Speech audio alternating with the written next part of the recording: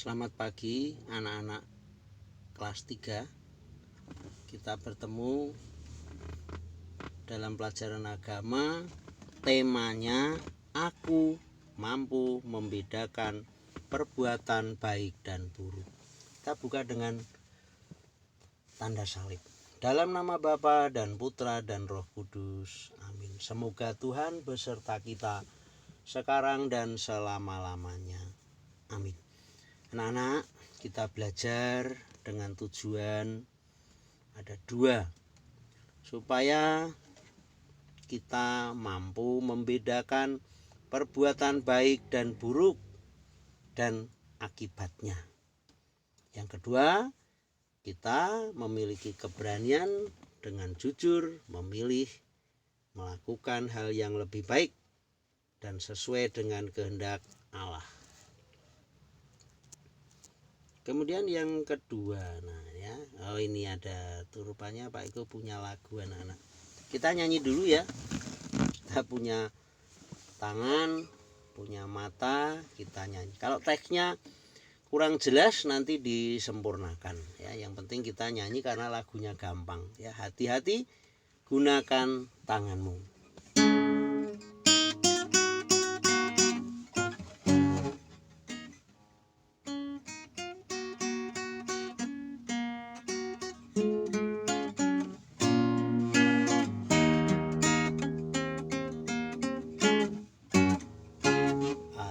Hati-hati gunakan tanganmu. Hati-hati gunakan tanganmu. Karena Bapa di surga melihat ke bawah. Hati-hati gunakan tanganmu. Hati-hati gunakan matamu. Hati-hati gunakan matamu. Karena Bapa di surga melihat ke bawah. Hati-hati gunakan matamu. Berikutnya, hati-hati gunakan mulutmu. Hati-hati gunakan mulutmu. Karena Bapa di surga melihat ke bawah. Hati-hati gunakan mulutmu. Hati-hati gunakan kakimu. Hati-hati gunakan kakimu.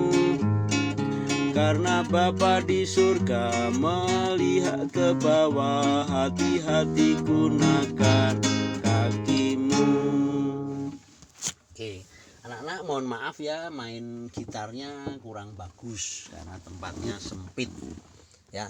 Gak apa-apa, jadi dalam lagu rohani yang terpenting bukan bagusnya menyanyi, bagusnya main gitar, tapi kita mengerti maksudnya ya. Maksudnya apa anak-anak? Kita punya tangan, kita punya mata, punya mulut, punya kaki, dan punya anggota tubuh yang lain ya. Ada perut, ada hati, ada telinga ya. Nah, apa yang kita miliki ya, itu bisa untuk berbuat baik anak-anak ya. Tangan kita bisa untuk berbuat baik tidak? Bisa ya. Misalnya tangan untuk mencuci gelas ya, kalau kita habis minum gelasnya dicuci dengan tangan. Kita bisa mencuci piring, bisa membantu mengambil sampah yang berserakan ya. Itu contoh perbuatan yang baik ya. Kalau kita berbuat baik akibatnya apa anak-anak? Ya, kita meringankan orang lain ya. Kita bisa membahagiakan orang lain. Misalnya papa dan mama, kalau anak-anaknya berbuat baik ya, papa mama bahagia dong. Anak-anak rajin belajar ya, belajar menulis, belajar menggambar ya, tidak main melulu ya. Orang tua melihat anaknya berbuat baik senang. Tapi sebaliknya, kalau anak-anaknya berbuat buruk, misalnya adiknya masih tidur ya, hidungnya dipencet pakai tangan. Cit, wah adiknya nangis, mestinya masih tidur. Orang tua bisa persiapan bekerja ya, untuk ke kantor atau pekerjaan yang lain. Tapi gara-gara adik kita nangis, orang tua jadi susah ya. Jadi harus menggendong adik mungkin gitu ya. Nah itu gara-gara apa? Gara-gara kakaknya menggunakan tangannya untuk berbuat yang tidak baik. Anak-anak mata juga bisa ya untuk melihat yang baik, bisa ya melihat tulisan ya, melihat buku pelajaran, tapi juga bisa berbuat yang tidak baik ya, misalnya ngintip ya, ngintip mama pulang belum ya. Nah, kalau nggak ada mama, uangnya mau tak ambil untuk jajan ya, biar nggak ketahuan. Nah itu mata kita berbuat yang tidak baik ya.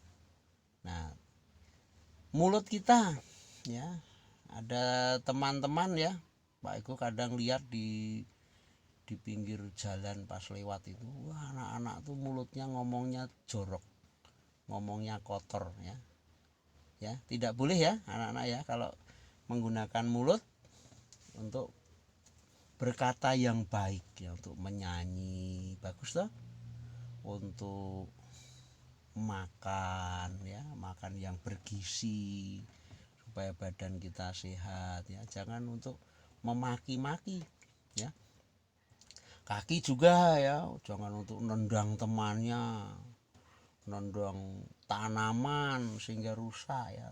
Kaki kita bisa digunakan untuk yang baik ya, berjalan, olahraga ya, lalu membantu mama pergi mungkin ke warung saat ada yang harus dibeli ya. Kalau Pak Ego dulu ya, kalau mamanya lagi masak, waduh cabenya habis, tolong belikan cabai ke warung. Wah, Pak Eko langsung ya bu ya, lari dengan kaki. Wah, habis itu kok cepet banget ya, ibu saya senang waktu itu ya, karena apa, bumbunya belum digoreng tapi cabenya sudah ada ya, sehingga ibu terbantu ya.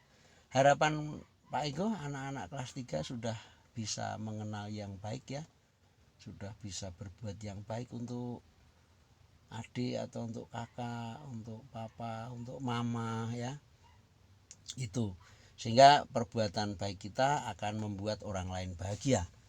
Kalau kita berbuat buruk, membuat kita membuat orang lain ya susah.